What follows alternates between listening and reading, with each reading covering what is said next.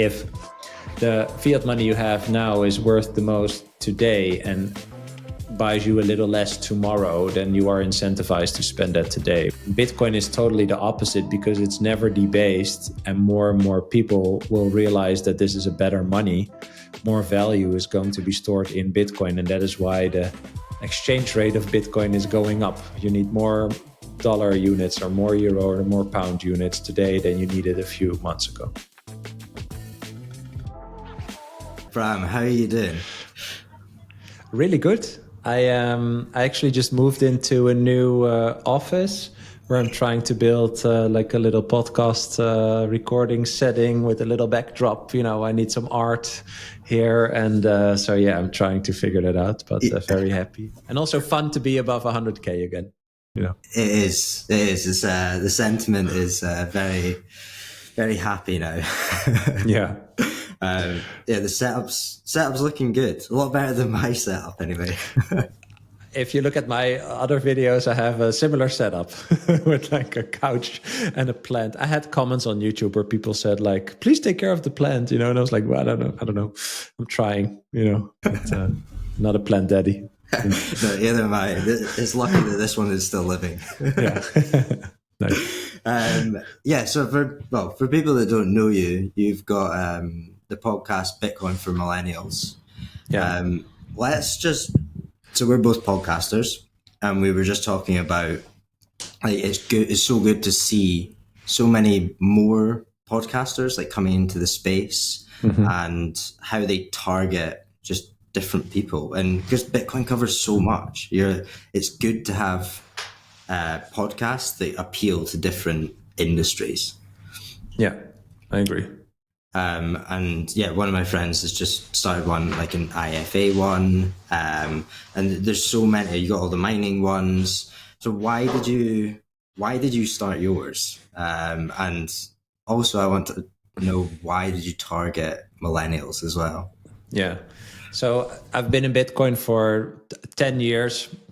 Like on and off, of course. In the beginning, like I always say, like I bought between like around like 300, and that is not to flex because I sold it all at 4,000. So you know, and if I look back on tweets from like 2013, I tweet something like, Bitcoin is a synthesized digital commodity that you can trade 24/7, 365 with anyone, and I'm like, okay, like I got it, but I didn't get it. You know, in 2013. Yes, but I didn't get it because I sold after some time, right? But at that moment, that was great, and I was very happy with it, you know. But like over time, you come back in. I've been distracted with crypto and NFTs and ICOs and stuff, and yeah, you just got a shitcoin before you Bitcoin. So eventually, you know, I figured out Bitcoin is the only thing to actually pay attention to, and I started going further down that you know, proverbial Bitcoin rabbit hole. And like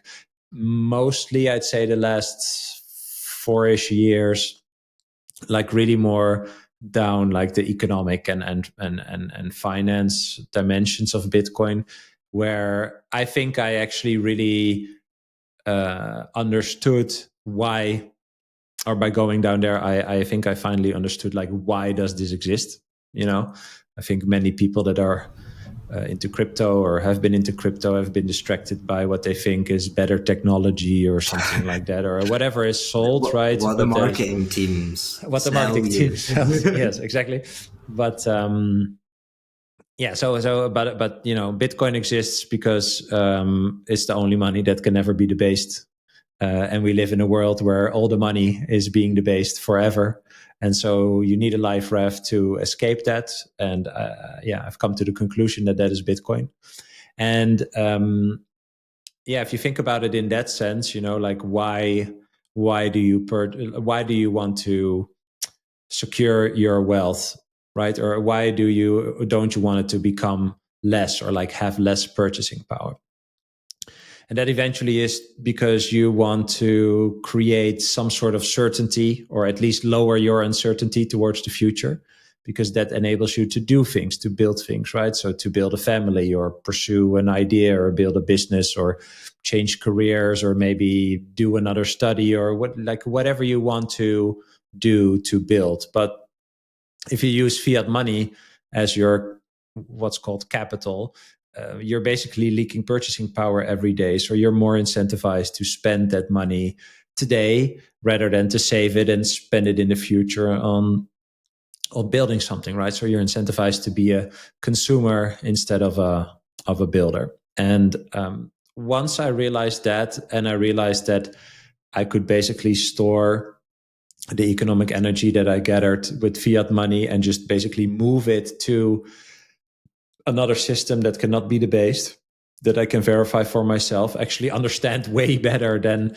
the fiat money system that I saved my wealth in before.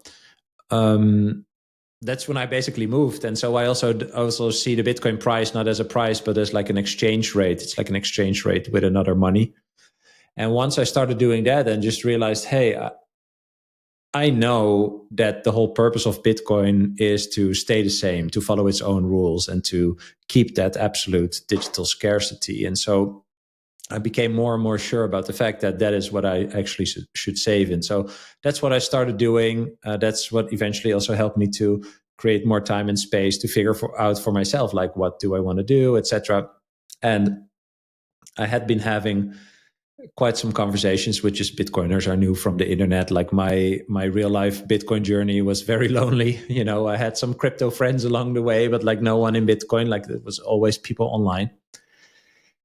And I had some calls with them, kind of like this, just jamming around, like sharing, thoughts and learnings and stuff like that, and just have a discussion. And I remember, it was just under 2 years ago, I had like 3 or 4 of those conversations in a week where, like, with each of those conversations, I thought, it would have been nice if we had recorded this and then just shared it like on Twitter or whatever, right? But that was kind of a trigger where I felt like, hey, I learned so much from this other person, actually, like this inspired me so much. Like it would be really nice to just share that with others. And maybe it touches someone and it inspires them to think different about Bitcoin or progress their thinking about Bitcoin.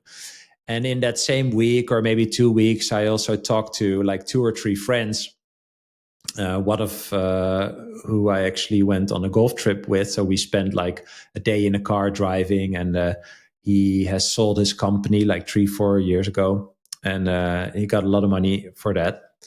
But he had no Bitcoin. And I asked him, like, do you got a reward for all the work that you put in? Someone was crazy enough to buy your company, give you a lot of money, and then you put it in a bank, like, so if you would call the bank and ask them like, hey, can I get 100,000 euros cash or 200,000 or whatever amount, right?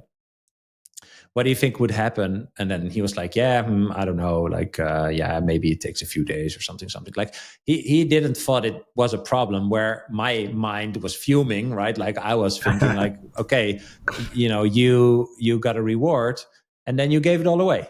Like if you call the bank and you say, can I get 100,000 euros? Then a random person on the phone is going to be like, oh, 100,000, that's above my little threshold here. Now I have to ask, they have like a little decision tree. Like now I have to ask these questions and blah, blah, blah. So I tried to explain to him, like, do you understand that the time and energy you gave away to build this company is represented eventually in the reward that you got? And then you gave it all away and you don't even have direct access to it. And he didn't understand. And I love him, and he's very smart, very entrepreneurial, but he didn't understand this. So then I was like, wow, okay, interesting, because I didn't understand this before. And I thought, okay, well, he knows how I am, and that I'm quite risk averse and diligent, and I do my research. And, I've been talking about this for quite a long time in just my circles. And he just didn't follow how I was talking about it. Plus, he didn't even see the thing that I found the biggest problem to actually be the biggest problem. So then I just, I stopped talking about it. We just, talked about something else. And then I realized, maybe I should do something. And right around thinking that, I saw a guy named Bob Burnett on a podcast, and he's like, I don't know, late 60s. I don't know. I don't want to. His name is Boomer BTC on Twitter. So he's a boomer, true boomer. And he was on a podcast, and he said something like, Bitcoin is like the biggest technological thing, like subject that you can spend your life on. Like you should spend your life on this. And then I thought like, that sounds great. And actually I'm going to think about this for the rest of my life. Like I hopefully have like, I don't know, 50, 60 years ahead of me. I think about this when I wake up. I think about this every day. Like I learn about this every day. I study this every day. And so I felt like, yeah, he's totally right. Like I should do that. Yeah, of course I should do that. So then I thought, okay, well, why not another podcast, similar to you, I guess. And then I had to come up with a name. And I actually landed there pretty quickly because I think the millennial generation is actually really primed to understand Bitcoin, like the whole connection between like the analog and the digital world. And also that, we're going to be the richest generation to ever exist, inheriting all the wealth from our parents and grandparents. And no one really knows what money is. Even the people that should know, that have a lot of money in the bank, they don't know what money is. They don't even understand that it's not theirs, right? And then I thought about okay, and even pensions, like if you think I need to have €1 million units or whatever random number when I retire in 35-ish years or something. Yeah, how much does that actually buy me? If I think now I need $1 million, and then I did a calculation, you actually need 5 million or something like that. So you need to gather 4 more million units in your working life, which is basically impossible for the majority of people, almost all people, I'd say. And that's kind of when it clicked to me that I felt like, okay, I need to niche down in a podcast, but millennials is a big enough niche, right? It's 1 point something billion people. And I think we all have the same problem, and I think also the same challenges to eventually understand Bitcoin, because I think millennials grew up in the best time to ever grow up of any human that ever lived, right? So it's really hard to come to terms with the fact that you have no clue in what kind of system you're participating and what money is, and that money in the bank is not yours, not in the bank, not real, and all of these things. And so that's kind of how it started. Yeah. Wow. What I want to pick up on is I just wrote this down while you were talking, is because I spoke at an event last week, not a Bitcoin event, but I was talking about investing in general, because there was a group of about 60 plus business owners, and I was touching on just investing in general and like money, so just to try and make them understand what money was. And so many people in the room, like amazing people that were so entrepreneurial, amazing at building businesses, and they were just like, they had great businesses, but they just didn't know how to preserve that wealth afterwards. Yeah. I think that's a big problem. And I guess that's similar to your friend, is that people are really good at building, making that cash, but then you don't really think about, what do you do with that cash? What do you do with that money that you have, or that energy that you have built up? Well, even the question, what is that? What is the reward that I'm getting? I think that is just fascinating. I mean, I love Robert Breedlove and his show on YouTube and podcast, What is Money? He says something like, what is money is the defining question of our time, and I think it's true. Just the fact that you are good at earning units of something doesn't mean you understand what you are earning. And I didn't understand that before. But yeah, you said the word energy, right? Like how I look at it now is basically, well, you have a finite time on this planet. Literally, everyone has that, right? So that's your finite asset. And the energy that you can expend in the time is basically your productivity. And so that's what you're giving away in order to gather a certain reward. But if the reward that you're earning, so dollars, pounds, euros, they're all the same money system, fiat money. So money that has value by decree, because the government, which is just other people, tell you, even, by the way, sidestep, when you go to the US and you look at a dollar, it says, this is legal. This is a legal tender note for all public and private debt in the United States of America. So it actually says on the paper that the paper is not worth anything. It's like an abstraction of a promise of something else. It just says it. It's really wild. And so once you understand that you are trading a finite asset that you have and you don't know how much you have, which is even worse, right?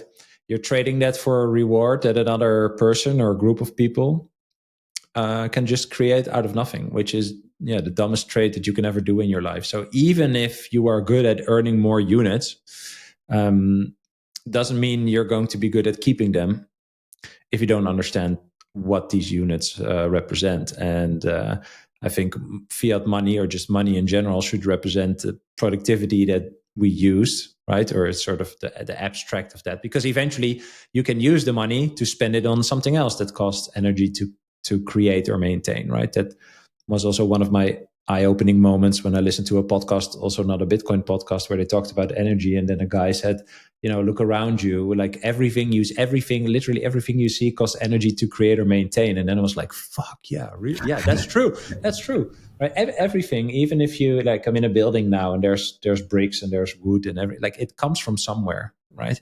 And either that took energy to grow, like a tree for the wood, or energy by a person to make it into a brick, or energy by some fuel source to burn some oven, or whatever. Everything costs energy to create or maintain. And so if money is an abstract for the energy that you put in to earn a reward, you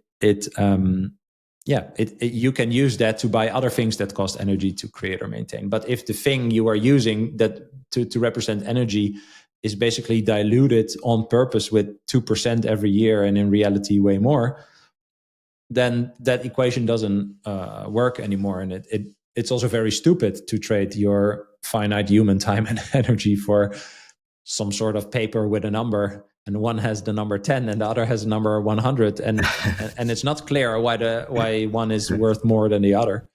It's literally just a number.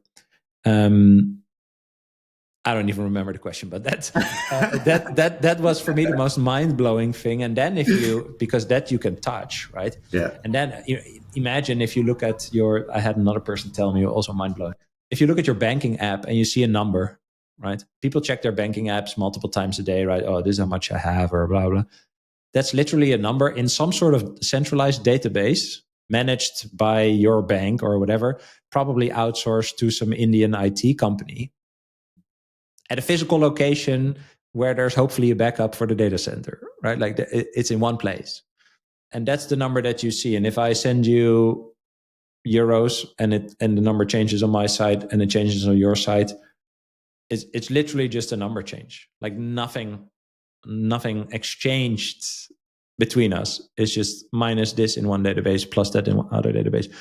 And when I started thinking deeper about that, I was like, holy shit, like I'm expending something real, like time and energy, and I'm creating something I'm receiving something that's just a number in a database.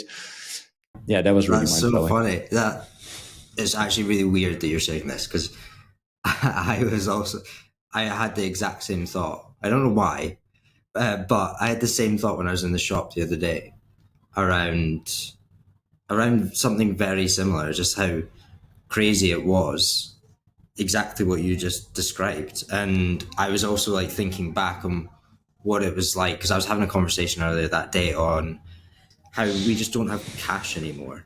Well, certainly in London, that's where I'm based. Yeah. Nobody carries cash anymore. And yeah, just thinking about the difference of like when we were growing up, of going to the shop with £1, let's say, and actually giving that over, compared to now where it's all just database, which is it's quite crazy when you actually think about it. What do you think so I'm Gen Z, but I'm just on the cusp of it. So I'm 1 year away from millennial. So I managed to get you mentioned like analog and digital side of things earlier. So I managed to get the tail end of that, of having the Nokia. But kids these days won't have that. How do you think that's important that we went through that to then be able to understand a little bit more around the internet, how it works? Yes, twofold. I think the people of our generation that are against Bitcoin have not paid attention in our youth. So we all wanted the Nokia, we all wanted the mobile phone, and not everyone wanted that, right? But we wanted that because that was cool, like that was a new thing, and we saw where that went, and we were also like the first on the internet. Like I really remember like all my internet journeys basically just constantly on the computer, my mom yelling upstairs like, I need to call, like you should be off the computer. It was a nightmare when a phone call came in and it just cut exactly. out. yeah And so I think we are really primed to get it because we've seen multiple technological developments in our lifetime. So that's internet, mobile phone, VCR, DVD, streaming, the music, same, like cassette tape, CD-ROM, mini disc, MP3s, Napster, Spotify, etc. So we've seen all that stuff, and we've also used the internet to basically really, as I think the first generation, to really make use of the I call that like the democratization of information, which is the internet, right? So we would learn from books in school or in college or university or whatever, but we were also able to find other information way more than previous generations that would either corroborate or be opposed to whatever you're reading, right? Or to go deeper on a certain subject. So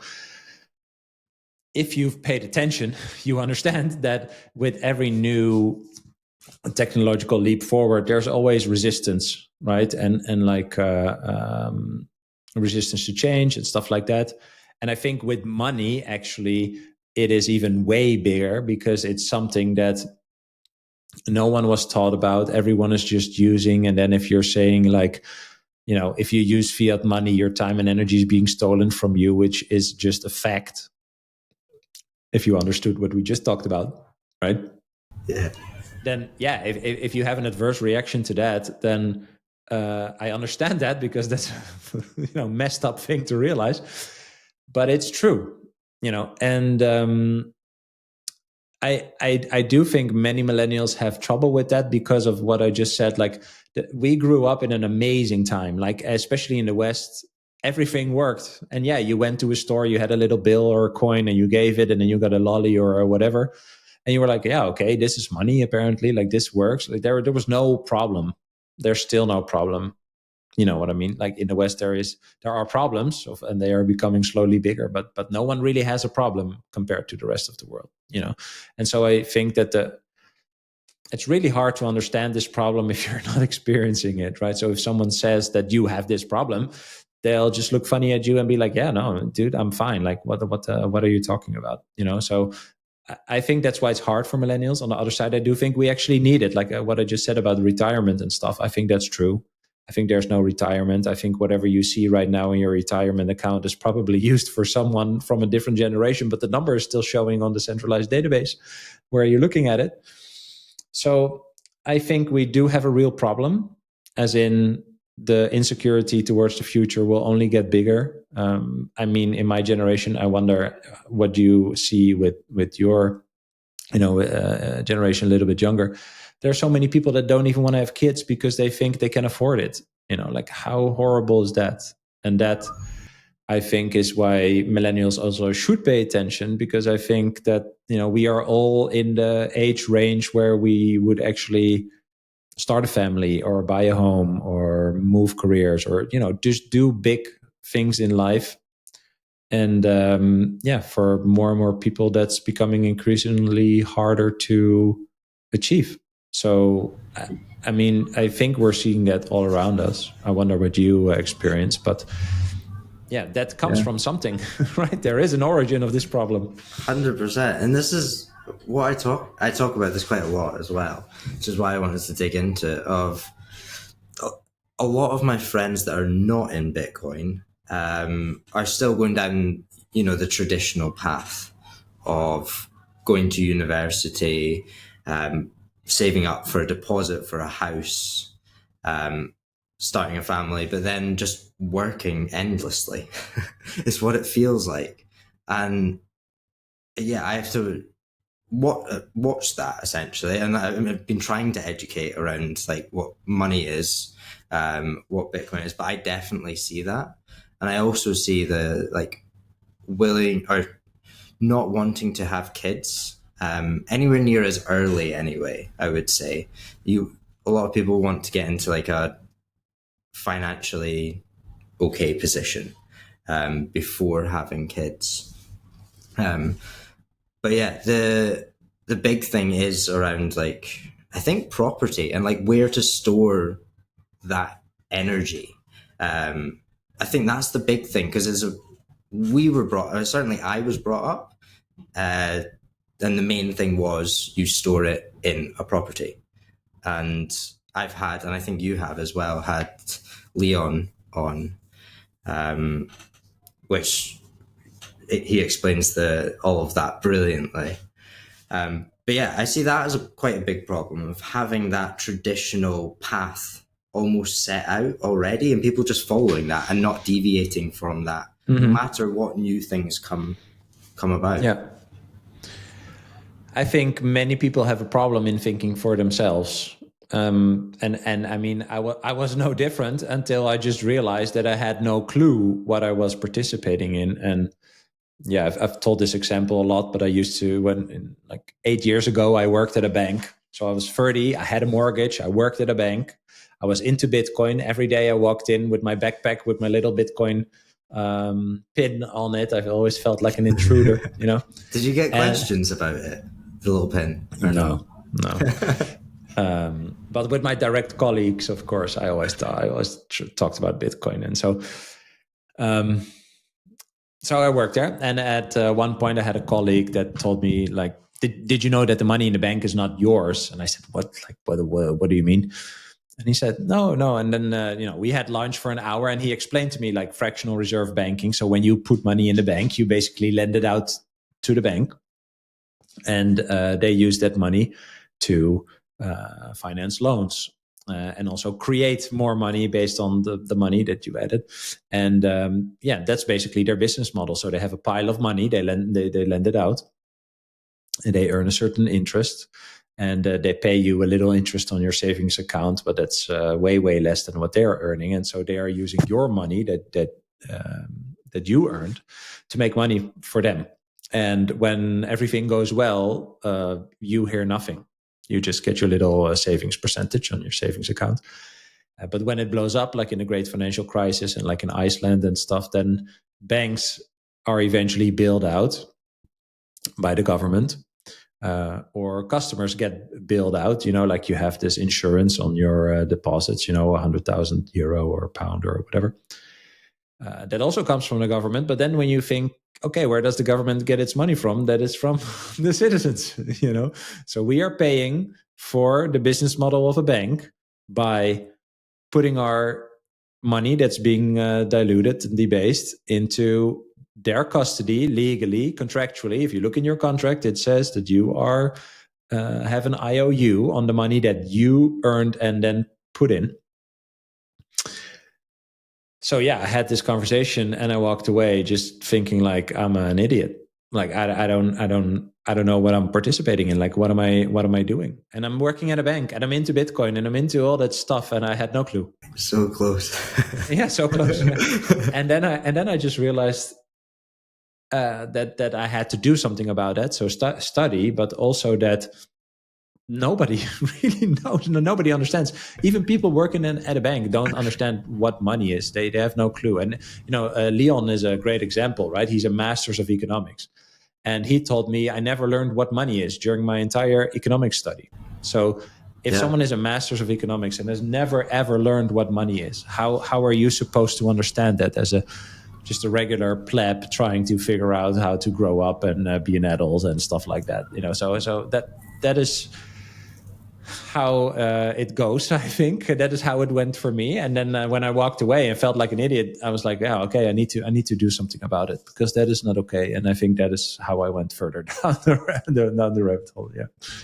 it all comes back to, you're right, just asking that question of like why is something the way that it is, and like I just Well, am I okay with it? I think that, yeah. So I said, like, most people don't think for themselves. I think most people don't think, am I okay with what I'm doing? Like, is what I'm doing a conscious decision that I made based on enough, I don't know, enough information so that I can actually make a conscious decision and understand the trade-offs, risk or reward, or whatever the trade-offs are in a certain choice, right? And that's what I realized after that conversation. Like, I am participating in something that I don't understand, but I'm participating in it. And that is what annoys me.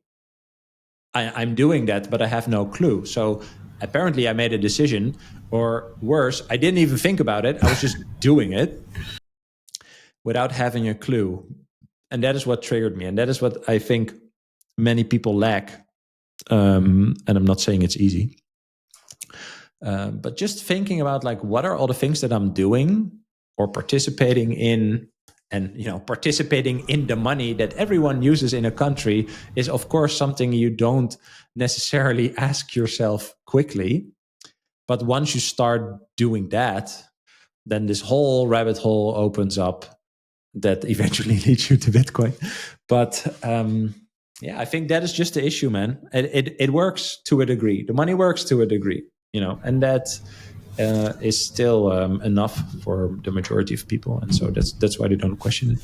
Yeah, and I think that's a good way of framing it. Is like, what are you participating in? I really like that. So at that event that I was presenting at, I put up. Do you have Freddo's, the chocolate bar? No. Okay, it's a chocolate bar that we have here in the UK, and it's like a very famous chocolate bar that's been around for a long time.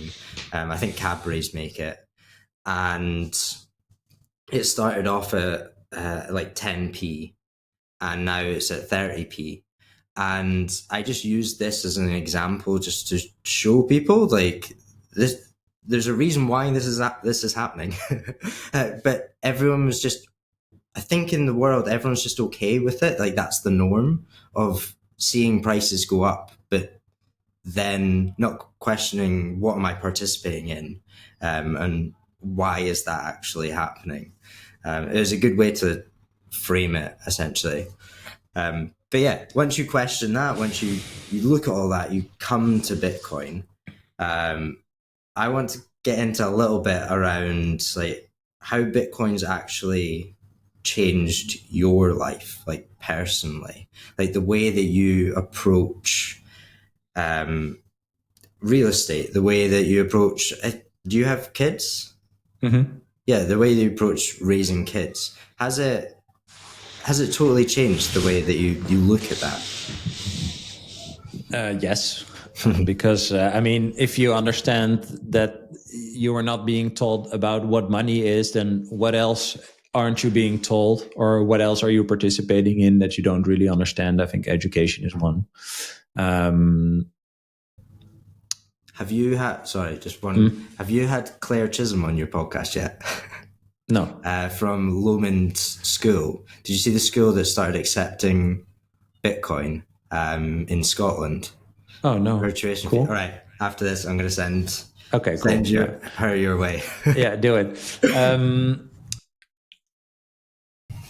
I think yes. So I think what it gave me is I always thought about money as time. I didn't realize that until I understood Bitcoin, but that's how I thought about it. Like, okay, you work, you have some money. If the work is a way to figure out what do I enjoy, what am I good at, to learn stuff along the way. I mean, that was it for me. Like, I'm quite a generalist and someone who is just interested in a lot of different things. So I never really saw myself working somewhere for 10 years or whatever. So I always had like the attitude of just going to try something, make some money, survive, quote unquote, and then figure out what's next, and just take learnings from everything I did into like the next thing. And later, when I really understood Bitcoin, I just realized, like, yeah, Bitcoin is exactly like the money for me, because I think once you understand that if the fiat money you have now is worth the most today and buys you a little less tomorrow, then you are incentivized to spend that today, which actually doesn't help you to create time and space towards the future to figure out what's next. And Bitcoin is totally the opposite, because it's never debased, and more people will realize that this is a better money. More value is going to be stored in Bitcoin, and that is why the exchange rate of Bitcoin is going up. You need more dollar units or more euro or more pound units today than you needed a few months ago. And so the purchasing power of Bitcoin is actually going up. And so if I'm doing work today and I want to save to create time and space towards the future, to, conceptually saving should increase your purchasing power. That is only possible with Bitcoin. And so basically you can take the economic energy that you earn today, store it in Bitcoin, and basically slowly send it to the future if you don't use it, right? To a certain point where you would use it. And at that point, you would use it to create time and space for yourself to figure out what's next. And when I realized that, I was like, holy shit, like, yes, this is how I always thought about money and time and what it gets you, right? Of course, there are certain things that make life easier when you have a little money, but for me, it's always been about time.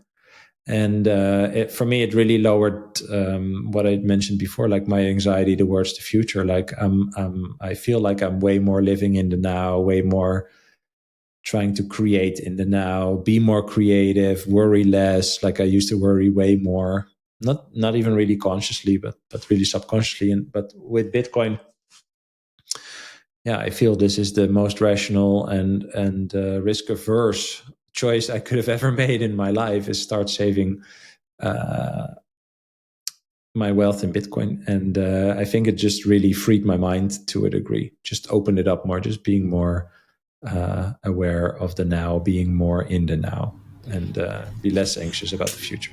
Does it, because I put a post out about this, I'm interested to see if you resonate with it, but like coming into Bitcoin massively lowered my time preference, but I almost want to say potentially too much, and thinking about the future too much, and it might just be my age, I don't know, but almost like I became so like minimalist, and I'm Scottish, so I'm already known for being tight and not spending money. But then Bitcoin just kind of gave that another layer, and everything. I just thought, oh, if I don't spend that, then that can go into Bitcoin. Do you have that, or have you ever experienced that? Yes, because I think now if I see nice shoes that I want to buy, I'm like, no, I'm just going to buy Bitcoin. So then I buy 200 euros in Bitcoin, or something like that. And I think that's good. Like I think I want to buy something because that's how I've been programmed. That's also, in a sense, the smartest thing to do with your fiat money, right? That is what it incentivizes. That is also why, no one is really building anymore. There are not, like, a few months ago, I was in Antwerp, and I was standing in front of a building that was built in like 1530. And then I was thinking, which building has been built in the last 50 years in the modern Western world that's going to stand for 500 years? I don't know. I don't even know if the Burj Khalifa is going to stand up for 500 years, in Dubai. I don't know. But this thing that I was standing in front of was 500 years old, and I just realized, like, that is gone, and it's also when you look at just like old art or people creating statues or the Sixtine Chapel or whatever, like people, and yeah, I also always use this example. I live in a 100-year-old house. I have like really nice doors, like the doors are nice. Like there was a carpenter that was like, I'm going to make these doors nice with a little, extra something. And now if you have a door, it's just five layers of wood pressed together. that you can lift with 2 fingers. You know what I mean? Like it's just that's the whole incentive of bad money, is to just spend it as quickly as possible. Because if you save it towards the future to build, you can actually buy less than if you spend it all today, you know, which eventually and that I also learned that along the way is everything is downstream from the money. So whatever the money incentivizes, that's what's going to happen. That's what the people are going to do. If it incentivizes people to spend today, then that's what they're going to do. And that's why everything is so cheap and ugly. And you have like Temu and Shine and all these stupid clothing thing, you know, like it's not that these companies don't have any blame, because the people running that should also think, but in the bigger scheme of things, the marketplace is incentivizing something like that to exist, you know, and people don't realize it's not greedy corporations or whatever. It's the money that incentivizes that. And there are enough people, unfortunately, that are happy enough to spend their money at the Temu or the Shine. So then you cannot really complain, actually, because then it has a right to exist within this money system, right? If it doesn't have a right to exist, if you believe there would be a free market, then a company like that wouldn't even be able to exist. So I have to keep that in mind. I think that's a good one. That is a really good because one. People are complaining about it, but it has a right to exist. So, I mean, you are right in complaining about it, but if you don't understand why it still exists, like that is the problem you should focus on. Yeah, it's just like a layer above. Yes, it's what Jeff Booth talks about. Is like it's just one of these layers above, like the core problem, which is the money below. But nobody really realizes, like, if the incentive is there, of course that's going to be the way. Someone's going to do that. Yeah, it's why the money, or how the money is working at the moment. Yeah, but I agree. I totally resonate with you. I think it was Prince Philip I was speaking to about this as well, around like, let's make beautiful things again. Mm-hmm. Like, let's get back to actually creating beautiful architecture, buildings, art. It's so true. And do you think that, like, say, however many years, I'm not going to put a year on it, that Bitcoin is more widely adopted, and we are, let's just say, hyper-Bitcoinized. Do you think that will change then how we're actually living? Yes. It's because, and that ties back to what we talked about before, if you are now exchanging your finite time and energy for a reward that can be created infinitely, you have to realize that is the dumbest thing that you could ever do. And so if you want to look for a solution, or like figure out how can I then actually store, how should I store the reward that I got, right?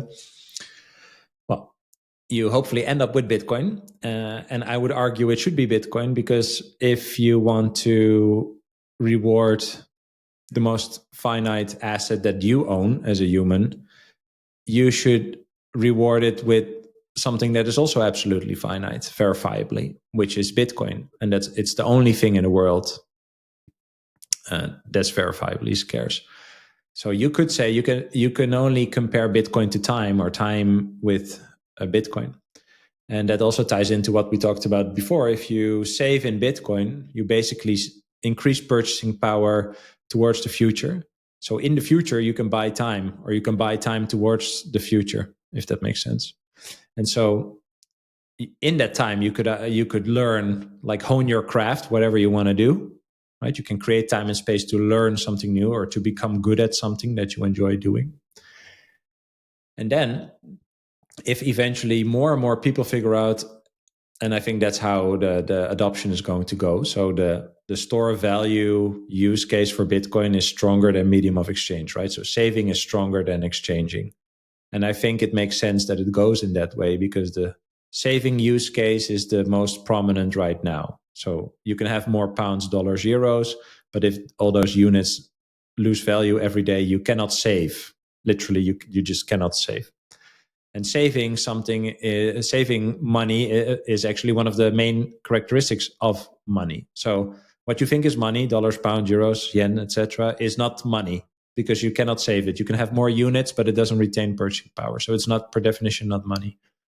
So once you move over and start saving, so not investing, but saving in Bitcoin, then you're going to want to ask for Bitcoin as a reward for whatever you do. And in between, it's going to be you get your fiat money as your reward. Then you're going to live off that because that's the society you live in, but you're going to save in Bitcoin, and slowly we're going to transition. And I think that takes time. But eventually, and I wonder what you think, if I have something that I need to be done, like someone is going to do my garden. Yeah. And I call 3 companies, garden companies, and say like, hey, I want a quote for you doing my garden. It's this way, blah, blah, blah, blah, blah. 2 come back with a quote in euros and 1 comes back with a quote in Bitcoin. Then I know that he knows how valuable the Bitcoin is, and that if he doesn't deliver value, I won't pay him the Bitcoin. Right? So there's an extreme bar of quality that he has to meet in order for me to separate ways with my Bitcoin. So someone asking that understands that, and therefore I would choose him. We still have to see how he delivers, but that would be the incentive. If someone understands the scarcity, the hardness of the reward that they're asking for their work, with Bitcoin, that they will be competitive compared to their competitors. Does that make sense? Yeah. I think that is how it will go over time, because I will prefer that guy. And then I will choose him, and more of the market will choose these people. And there will be real competition. And it's similar. I don't know if it was Jeff Booth who said that too, but like, abundant money creates scarce resources, as in good quality is what we're talking about, right? Scarce money leads to abundant resources, because everyone who provides a product or a service will fight over earning that Bitcoin. And you fight in the marketplace by delivering the best product. And so even if you want to have like a bake shop or whatever, like a cake shop, bake shop, and nobody buys your cakes, then in the fiat money world, you can have subsidies and blah, blah, blah. You can, be a ghost bake cake shop for some time.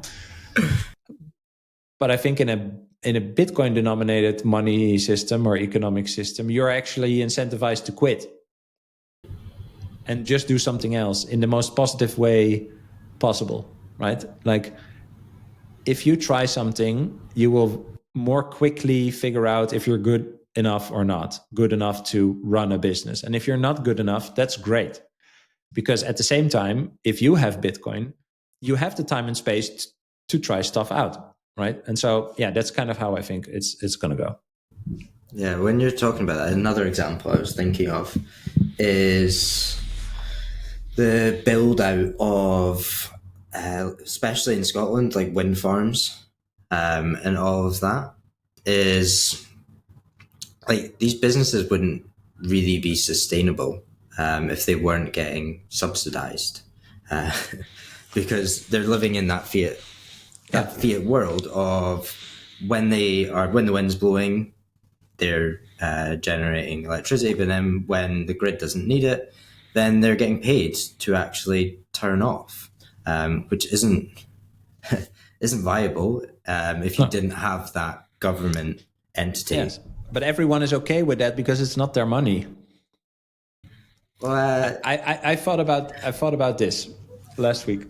If you are an entrepreneur, it's your risk, your full-on risk. It's you. If you are not good enough, it's you. You will learn that in the fiat world as well, even harder than in the Bitcoin world, right? And when you work, so it's your money that you're putting to work in a business, right? If you work in a corporate, it is already not your money. And you are so far away from earning the money, because there are many people that are working together to eventually earn money, especially in banking and finance and stuff like that. There's there's a tiny percentage of people in every corporate that actually make the money. And they make so much money that the rest can fuck around and just try shit, right? And if you look at banks, for example, like 85 to 90% of their revenue and profit comes from loans and mortgages, which is like the oldest business model in the world. That's why they want you to deposit your money, so they have a big pot of money to execute on that business model. It's literally free money for them. So these people that work in corporate TradFi, they live in an abundant money system within the money system, right? There is so much money that they can just fuck around, and there's no accountability. That's why it's always so political in corporates, right? Because people have time and space to be political. If you're grinding away with your self-owned food truck with your cousin, there's no politics. Do you know what I mean? Like, and if you have a family business, even with 50 people, there's no politics, right? There's only politics because people have time and space to fuck around. And then you go one level higher, which is government. It's not their money to an even greater degree, right? And they know that they will have guaranteed income coming from taxes every year that they can spend on whatever. And they also know that by manipulating media and talking in a certain way, they don't even have to show the receipts. And so it just gradually becomes worse how people are, and it's not on purpose or malicious, I'm not saying that, but they are so far away from the original incentive on which they are doing stuff that they just have no clue about it. And they think that is how it works.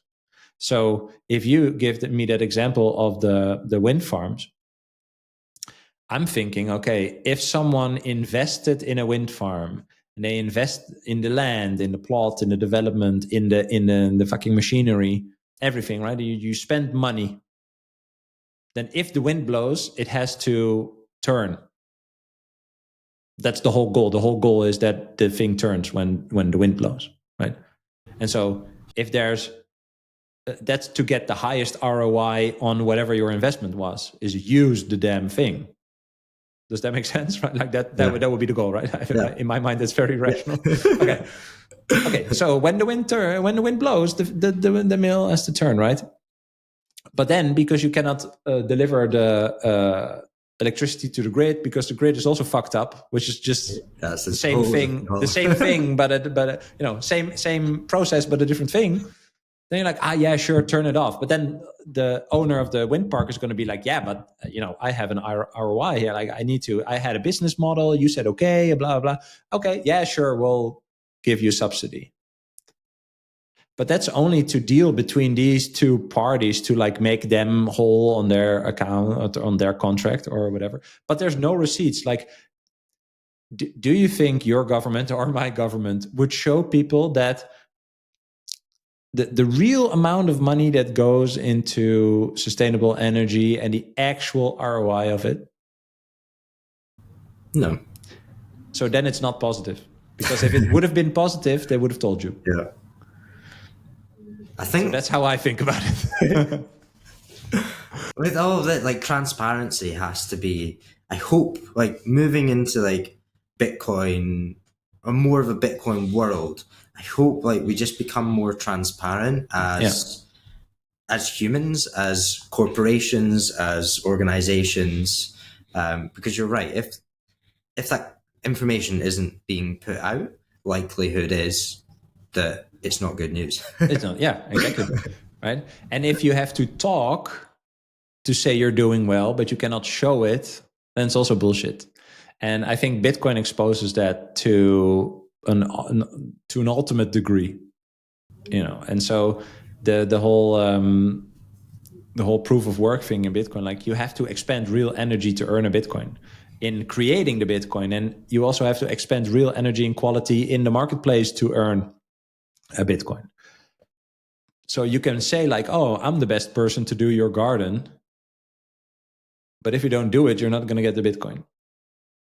And it's going to force people to do work in a positive way, right? So it will also force people to figure out, what am I actually good at? What do I enjoy doing? Like all these things is where we are eventually going to go, because it's what the incentives will be with Bitcoin. Right. So people might think like, oh, that's so positive or utopian or whatever.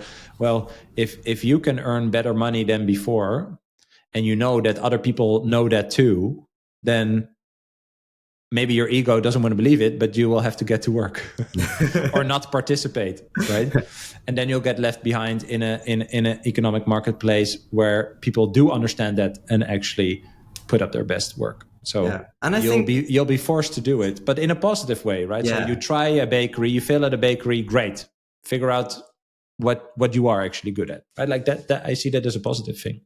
And what you enjoy as well. Sorry. Yes. It's because now it's not possible. It's not possible. It's not possible to do.